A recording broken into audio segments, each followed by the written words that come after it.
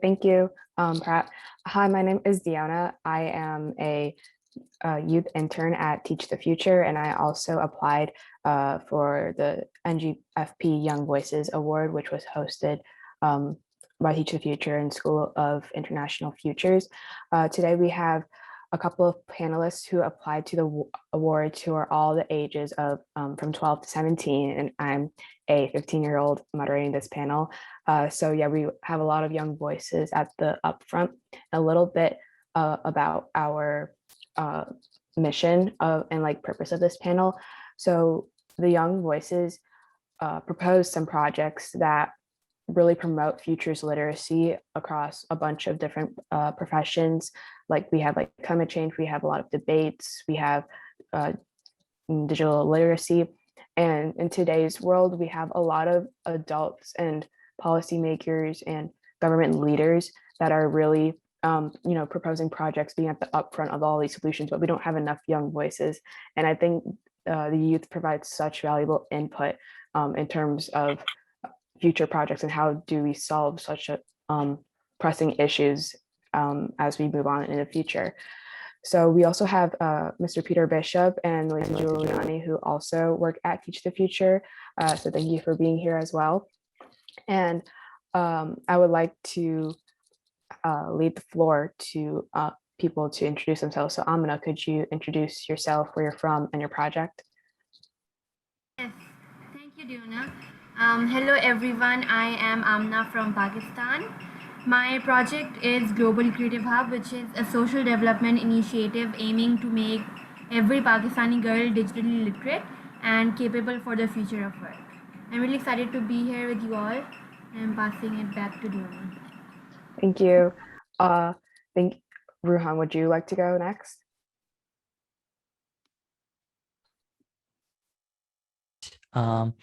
I live in Finland for the past 5 years now.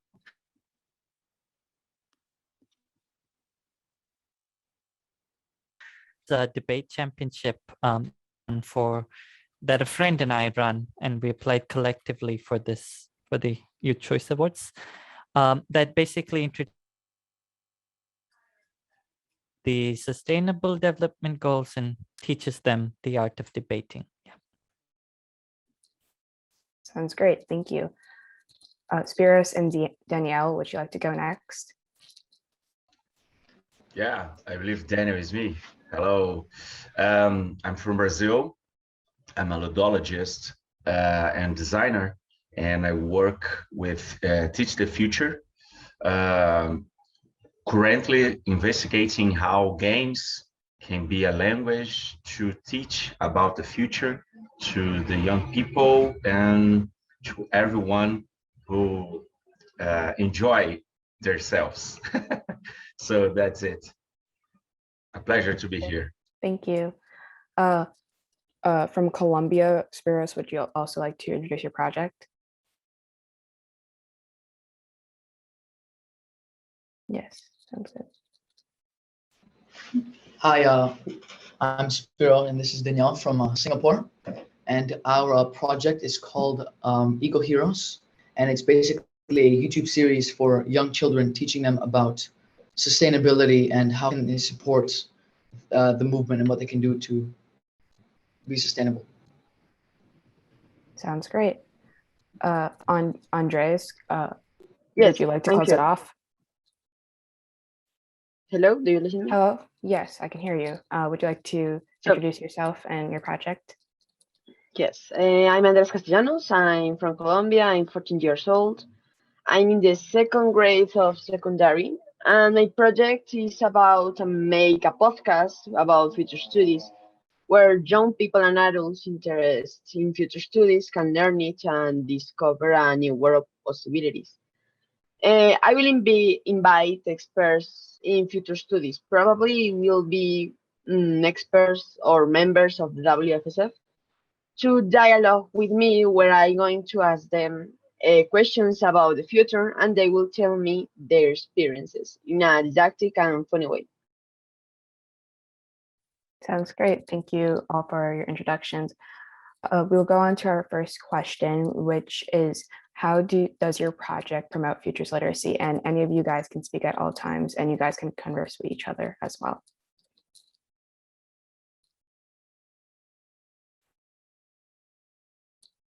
Ruhan, would you like to start? Maybe I can go ahead.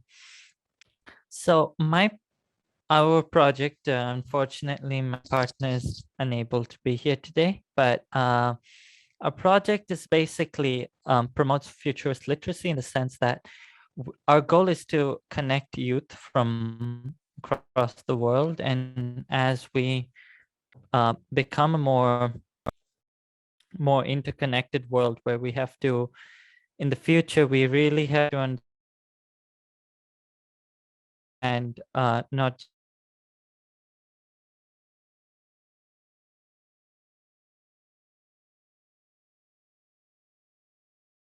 and other pressing matters that differs from country to country.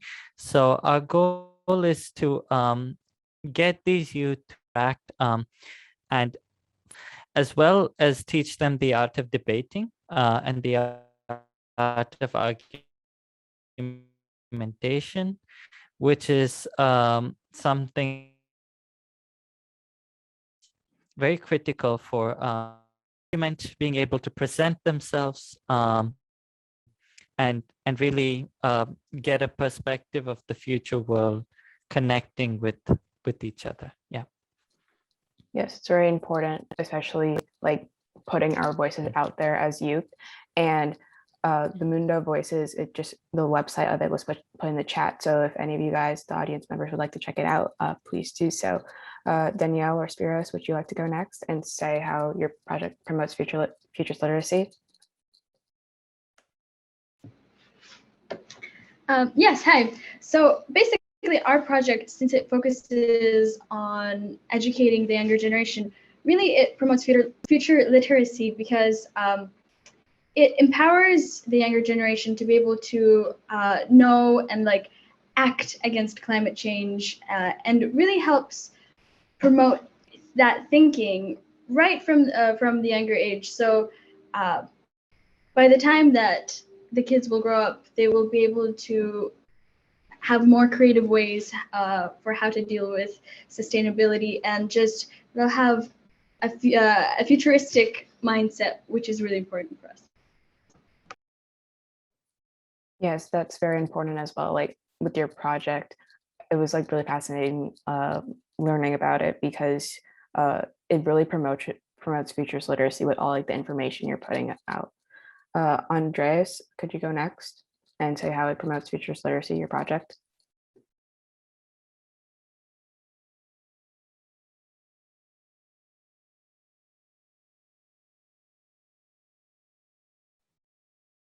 Yes, how I tell you, my project is just make a podcast. And I will invite people to speak about like a show program, a television program. For example, I invite you and I ask you, for you, what is future and that kind of things, that kind of questions to know for the people who see us to know, to learn what is the future. That's all. Cool. Yeah, very straightforward. Amina, would you like to close us off? Yeah. So for my project, we are promoting futures literacy by creating empowered changemakers here in Pakistan that can not only transform their own futures but also transform the futures of our country and beyond. So by promoting and providing quality education and an environment which fosters gender equality, we aim to help Pakistani girls develop their own futures by helping them transform and decrease the gender gap in the digital divide. This sounds great. Should we go on to talk about how your projects, like which United Nations Sustainable Development Goals your project addresses? Amina, would you like to start us off again? Yeah. Definitely. My project directly addresses SDG number 4, which is quality education, and SDG number 5, which is gender equality. It also indirectly addresses SDG number 8, which is decent work and economic growth. Spiros and Danielle, which SDGs does your project address and how? We are addressing goal number 13, which is climate action. And basically our YouTube series will be talking about how you can support the movement against climate change.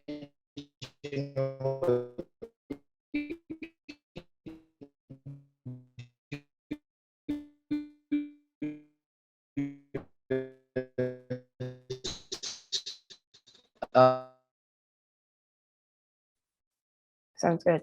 Ruhan, which SDGs does your project address regarding the Mundo debates? Sure, yeah. So my project directly relates to SDG number 4, I think similar to what I mentioned, but in a different sense, that it looks at the education of debate and critical thinking.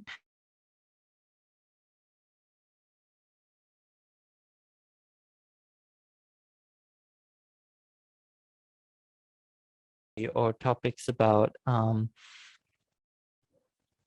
healthcare or intergovernmental conflicts that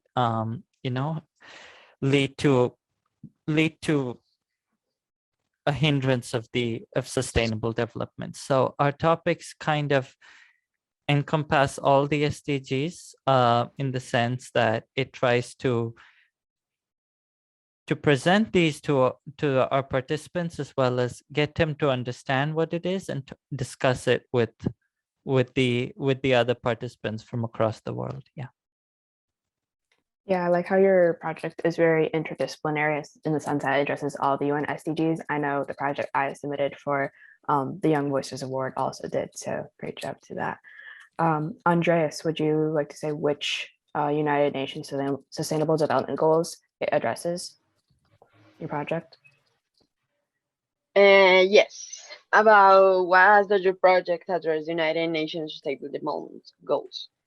So I would like the children of my country to think that if they have a future and work together to solve such difficult problem as access to water, care of environment, strive to improve education, and for example, achieve what will want the peace. So we must to increase the future studies in the children for do that. For to the future, we could work together. Yeah, a lot of your projects address just quality education in general, and it's really good because young voices should have the opportunity. I know the last session before us said this, like we all have the opportunity to be learned, and I think adults and government leaders and policymakers have the ability to learn from us, the youth, and I think that's very important moving forward with all of our projects as well. For our last question, and then you guys can like converse for this question, especially because the last question is saying, how do your projects relate to the theme of shifting from me to we? So feel free to for Amna, you can address Ruhan's project and just talk about everything in general, Yeah. Yeah. So for our project, it fits in basically two different themes. The first one being the theme of bringing in elements of global collaborations and bringing in women in STEM from all over the world to inspire girls that we have in our events. The second would be that our mission is for everyone, not just girls, because we believe in the butterfly effect, which is more commonly known as the ripple effect, that when you impact one individual, you're actually impacting a whole community. So with our programs, we hope to create catalysts and advocates that can go on and transfer their knowledge to others in their communities. So these two would be the themes that are fitting into the theme of the festival, which is shifting from me to we.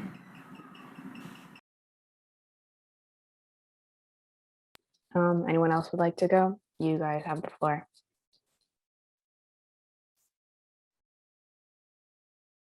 Ruhan, would you like to state how your project relates to the theme of the festival? Me, I would like. Okay, go ahead, So, Andres. how I say, I believe that the example of the experts in my podcast, their suggestions and advices can make us all think that a better future is possible. And I believe that if if I believe that we only achieve this if we work together. That is why my project fits in the festival.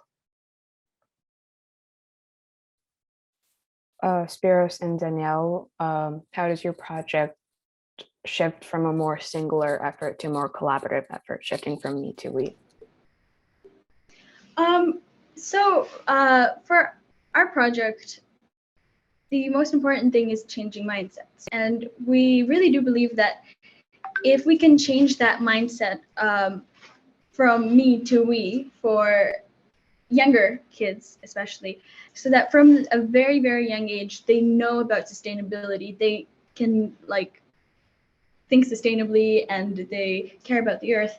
I think that really has a lot of impact, and it helps to shift to a more we society, because a lot of the times for climate change is overlooked for comfort, for efficiency. However, if young kids from their very childhoods are able to think in a more we fashion, then they can impact others to do the same. And so we think that that's really important. And that's how kind of our project helps that theme, because kids can really impact by shifting to a different mindset. Yeah, I couldn't have said it better myself. It's really important for us moving forward, that we are willing to push the perceptions of society, stating that, oh, young voices don't have enough experience, or we don't have enough knowledge to solve some of the problems of our future. All our projects are doing so right now. So it's really important that we push past those past perceptions. Ruhan, would you like to close us off? How does your project relate to shifting from me to we?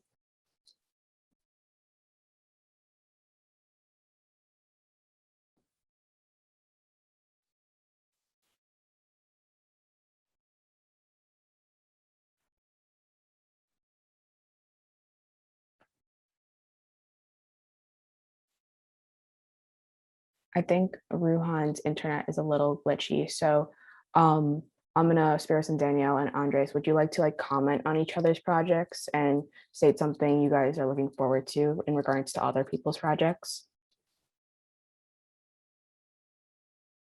Amina, would you like to go ahead? I see you want to say something. Yeah. Yeah, sure.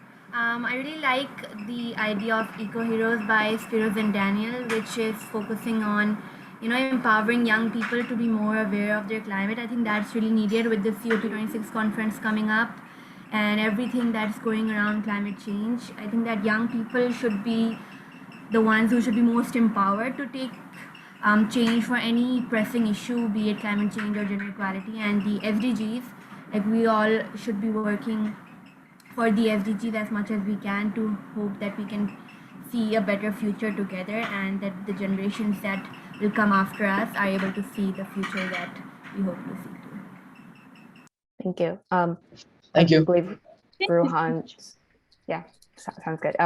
Ruhan's internet is back. So Ruhan, would you like to state how your project shifts from me to we?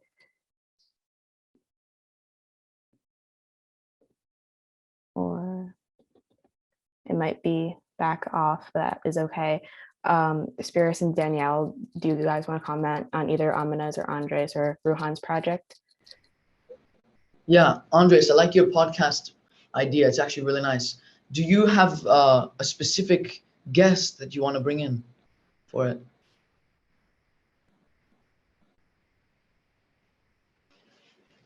Andres, you could comment to that question. Yes. I don't sure about. I just planning the podcast, but for the next month, I will start. I don't know, taking a microphone, a camera for preparing the podcast. And I think I will invite, for example, I have a friend here in Colombia. His name is Luciano, and he's some important futurist here. I also will invite people from here. I don't know, maybe Aletia. Aletia is a person from Mexico, but I don't sure now. Yes, and for the audience members' information, Alithia is also a works at Teach the Future with me, Lisa, and Peter, and she's really important in like the global hub in Mexico. So it's a very collaborative effort, Teach the Future, and as well as all of these Young Voices projects.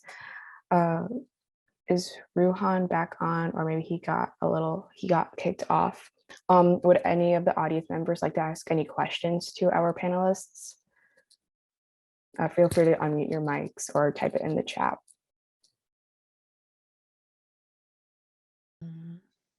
Hello. Hello. I'm sorry. I joined using another device. Okay, Hopefully sounds you good. can hear me now. Good job for making it work. Yeah. So I would quickly like to talk about how my project shifts the motion from me to we. So, and then move on to commenting on another's project. But I really think my project helps shift the focus from me to we, because in debate, we work together as a team, and we've had a lot of our participants give us or tell us that they've had this experience of, I came here with, this is what I would like to discuss. And then that kind of blended into a larger, this is what we discussed as a team, or this is what we discuss as the whole group together in a more larger discussion like sessions apart from our more formal debates. So I think this idea of getting to understand other people's perspectives and working together as a team is very important in it, and our project helps enable that. Yeah, I think Spiros and their project is something that I really enjoyed looking at. It sounds very interesting, as well as timely and relevant in today's world. So yeah, congratulations on putting it together. Thank you. Yes, I completely agree. I think a lot of the issues we as youth are focusing on right now, they're not the same issues other generations were focusing on like 10, 20, 30 years ago, So yeah, all of your projects are really relevant, especially the Spiros and Danielle's. So yeah, I commend you all on that. Would any of the audience members like to ask any questions or comments, or you guys, the panelists, you guys can talk to each other about any questions you have for each other's projects, or more details on the projects if audience members want to go, visit a website or visit like a YouTube channel.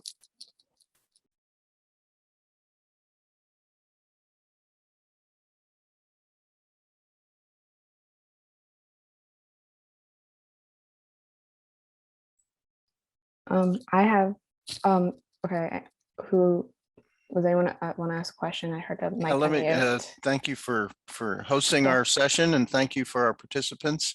The comments in the chat are wonderful. Thank you very much. Let me ask, I don't know, anybody, I presume you're all in school or getting educated at home in these COVID times. Do y'all talk about the future in school at all? Does that ever come up? Has anybody had a teacher who's created a discussion or an assignment about the future or about the SDGs, you think? No? Oh, Amna's shaking her head. That's an answer, Amna. Thank you. Tell us, would you like to talk about this stuff at school? For me, like at school, no one even knows what an SDG is. So That is something that we still need to work on. But yeah, I think these, like, we should have such activities and assignments that do, spark such debates at school. So yeah, that definitely would be a good thing. Okay. Does anybody else talk about SDGs or futures literacy in school? Yeah, we had many projects that we have to focus on one of the SDGs and try to find a way to solve it. Great, great. What school do you go to, Spiros? World Academy in Singapore. Mm-hmm. But yeah. Yeah, I think I go to, I'm in my last year of high school.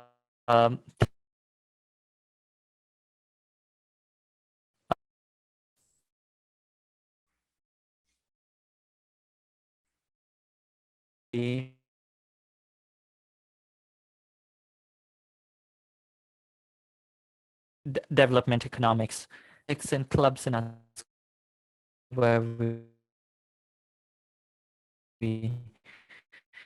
where we an empty bowls.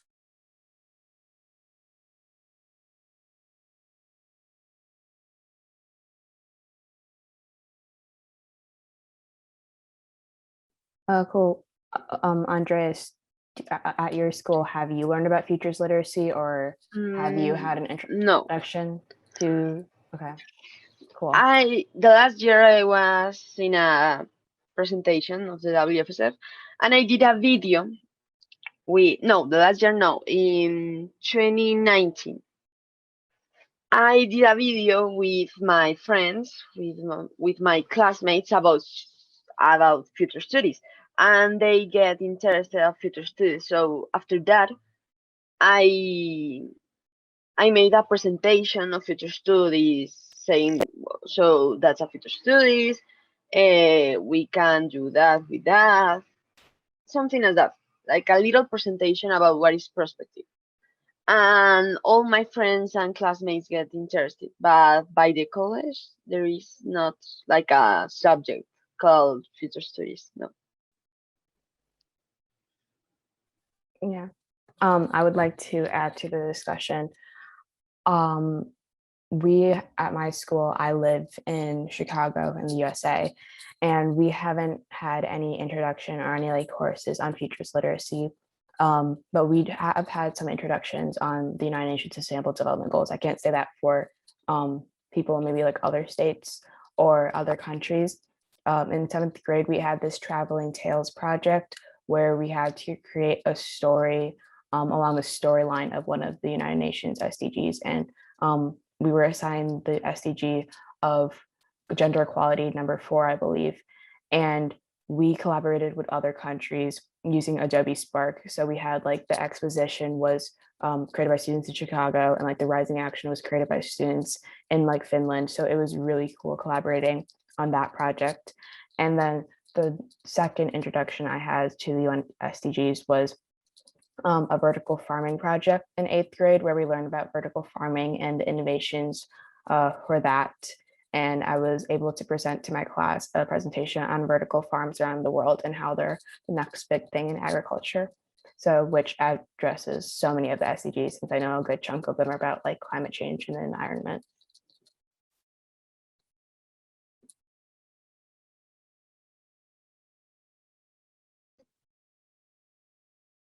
Additionally, Mr. Assad has put a lot of comments and about like reading. There's this book called like the Drive book for Daniel Pink, and it talks about like best schools that encourage innovation and boost motivation. So we definitely all should read that, since it's targeted for our age and our aspirations. Would anyone else like to say anything before we close off this chat? I'll come in really quickly and ask a quick question, if that's okay. Cool. So it's really great to, I mean, I know Peter, and I know Teach the Future for a few years now, but maybe for everybody else in the room, I mean, I wouldn't even know how Teach the Future found you or how you found Teach the Future. I don't know which one comes first, but I think it's really incredible for audiences here to know a bit more about how do other young people engage in this conversation. I mean, a number of us are chatting actually behind the scenes about like at 15, we had no idea. 14, 15, we were nowhere near these conversations. Many of us studied this in our masters, in our 30s, let alone, so do you want to share a bit more about how all of you have come together here and how can other young people from around the world find this community of practice? Yeah, Peter, would you like to talk a little bit about some of the Teach the Future initiatives and the Young Voices Award? Sure, I'd be happy to. Pratt, we all came together through another organization, which Deonna mentioned slightly, in the School of International Futures, called alternatively SWAF or SOIF, depending on how you say it. Pratt was one of the people who applied for their awards. I don't know whether it was the full award or the walkabout award, Pratt, but I think, didn't we meet at I think we met in Brussels at the very first convening of that, and you've been an active futurist. This is called the Next Generation Foresight Professionals, which SWAF has hosted now for the 4th year. And they came to us and said, we'd like to, have awards for very young people, which Teach the Future would manage that, which we were delighted to do. I want to also introduce my colleague, Elisa Giuliani, who was basically the project manager for that. So these young people are 5 of 42 young people around the world, ages 12 to 17, who completed the application. It was a 3-step process. You had to register and then put an essay in and a video about a SDG that they were working on or wanted to work on. And these were some of the top people in that. So they came together because they wanted to participate in the Young Voices Award competition. Now, the follow-on to that is this Young Voices Network, which in fact we're going to launch next week. We hope these 5 and many of the other 40 students will join us next Saturday, where we'll have the first convening meeting just to get to know each other. And so we're going to begin small, we're going to begin slow, and start to get to know each other and support each other to advance their projects and indeed learn more about the future in general. We'll talk about not just their projects, but what we do and Teach the Future. So they came together. This is a self-selected group, and we're delighted with their participation, that they took the initiative to apply for the award, and all of them are going to be invited to this network as we go forward. Thanks a lot, Brad. It was great, and Deonna, for giving us a chance to talk about how this all came about. Great.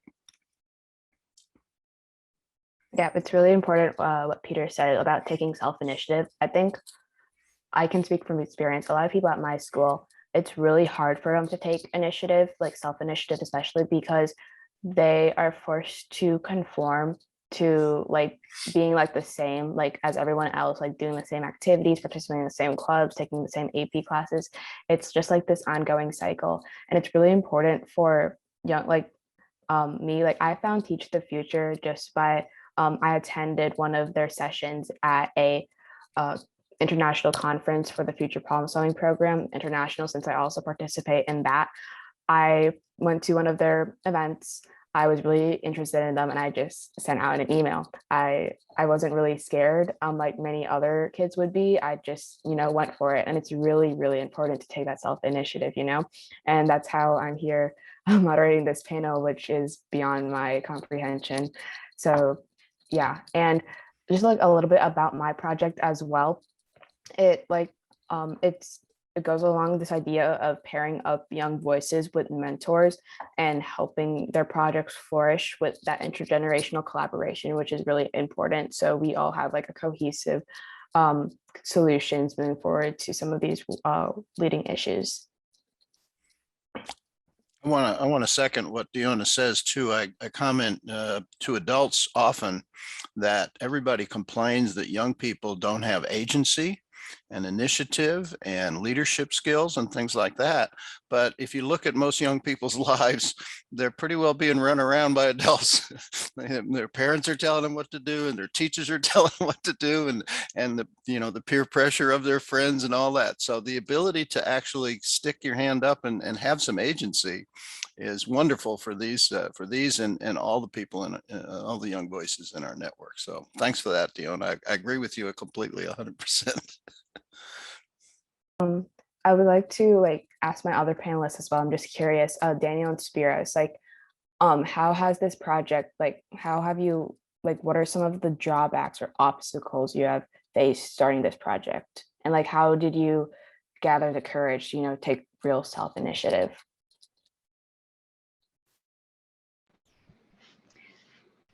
So I think some of the main obstacles we had with this was the editing and the animations, because it was the first time that we were doing something like this, and therefore it was very, very difficult at first, and it did take a lot of time. But I think after a while of doing it, we kind of got the hang of it. So that was really nice. Yeah, do you have anything to add? No. Sounds good. Amina, did you face any obstacles or any problems while creating this project? Did you face any pushback? I know when we were in our prep meeting, you said how a lot of people were against your age and really surprised and didn't want to attend your sessions because of your age. Could you talk a little bit about that? Yeah. So the biggest obstacle that I faced was my age, because whenever I would introduce myself saying that, okay, I'm Amna, I'm 15, and I've just completed grade 10, they were like, okay, we'll just leave this meeting and never join again. So whenever I would introduce my age, we would see a very big dropout in terms of the attendance and how many people take interest in completing the work that we've been giving them. So how I mitigated that was that I didn't introduce myself, my age in the start.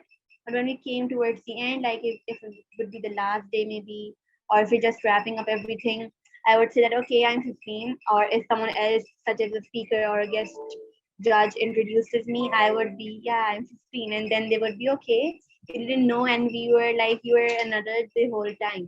So that was an issue that I've faced. And another one would probably be getting people to, join properly, and, have them listen, because today there are so many engaging activities that young people could do, let be it social media, watching, YouTube just for fun, or, doing all of those sort of things. And, basically piquing the interest of young people is a bit hard. But when you craft and design your activities and programs in such a way that appeal to them, that is how you get them to join. So if we have a program that is going on with rural girls here in Pakistan, girls from rural villages, and they have issues not of having their interest in peak, but of connecting with devices. So it's like a family of 5 to 6 children, but only one mobile phone, and that too with very limited network connections. So that was a challenge that we did come up with, and we're trying to find different ways that we can deliver content which is accessible via mobile phones as well, not just laptops.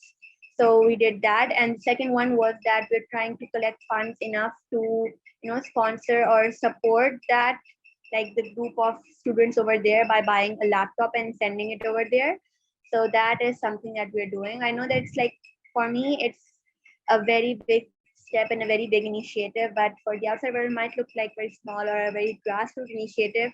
But for me, even if I am able to impact in one girl, that really means a lot to me, because it's just being able to support and change and transform someone else's life, just like the way online learning did for me back in March 2020. So it's a personal story combined with a passion. And that was how my project started. So, thank you. Yeah, it's a very inspiring story. Just the obstacles you faced with your age, and how you said like just changing one person's life like can mean like the world to you, and it gives you like the best feeling in the world. And that's what really all our projects aim for, and that's what the young voices really want at the forefront. Andreas, did you encounter any obstacles or any problems with your project? Yes, yes. With my project, I think that there was those two problems. First, I didn't know what do. I thought maybe a program, something like a video program. I want like this, something like this. And the other problem was the language. For me, the language is a very big restriction. And when I start in this world, in the studio futures, it was so difficult to me adapt to English. That was like the biggest problem for me. The others was so important. Yeah, I know. Yeah, I think one of the core, I want to say problems or issues we all face is like addressing cultural and like language barriers across like all different demographics.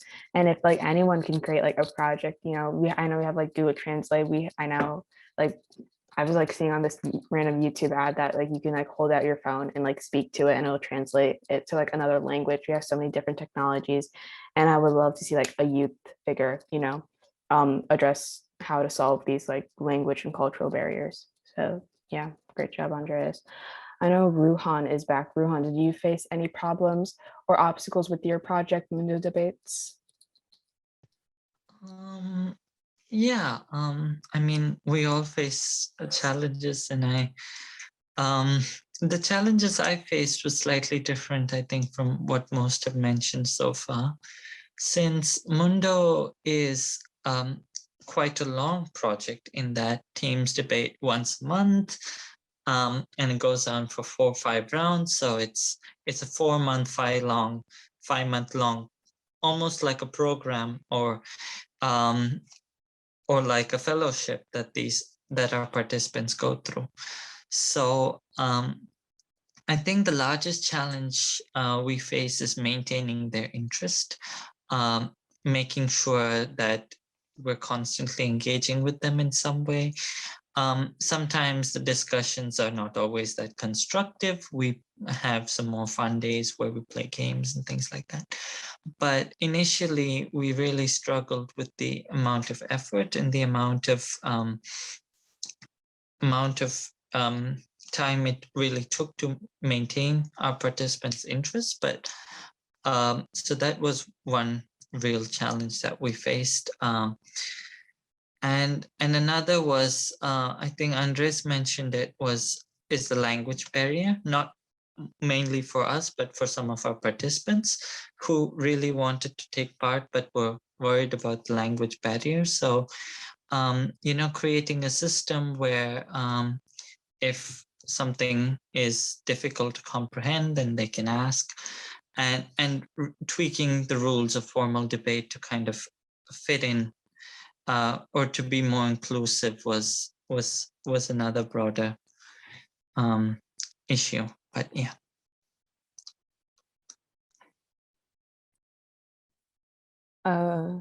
Sounds great.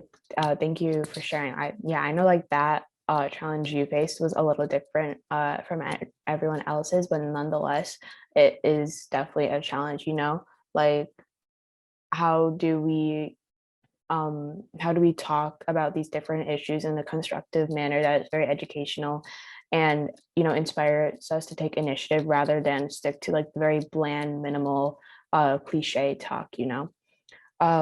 I know Lisa from Teach the Future is here. If Lisa or Peter, would you like to share like any final words regarding just like this session or this panel in general, or any questions, or anyone in the audience? Yeah, I'll just jump in and say hi, everyone. So Elisa Giuliani with Teach the Future, and I am as excited as all you are here attending. And big shout out to our youth panel, our panelists, our network, our moderator, Diona. I want to just express my gratitude that everyone in Teach the Future. Not only are we globally spread out, but we're also showing up on our own time. We are putting in our own time and dedication in making this network a reality, in having these dialogues and having our voices heard. And I'm very excited to continue working with all of the youth and Diona, whose project is really the catalyst of the network that we are building. So just a big kudos to you all, and Peter as well, and the rest of the Teach the Future team. Our hearts are in it. We are all in it. We're working really hard behind the scenes. So I'll end with that, and if anyone else wants to chime in.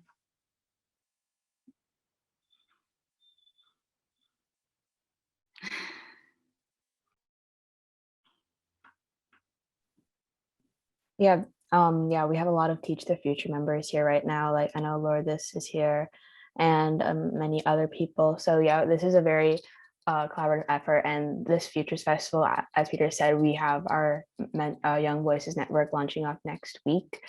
So this Futures Festival acts as like a great leeway and great promotion for that. And we hope to include more young voices in the future.